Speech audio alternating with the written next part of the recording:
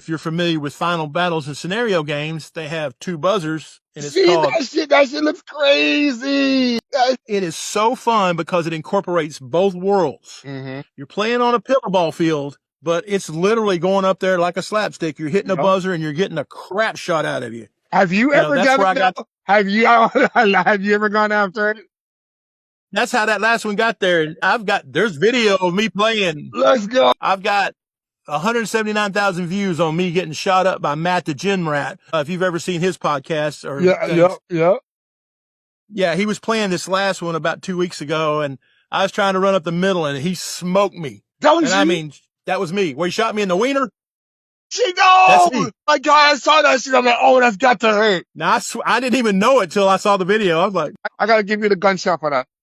Yeah, that's me.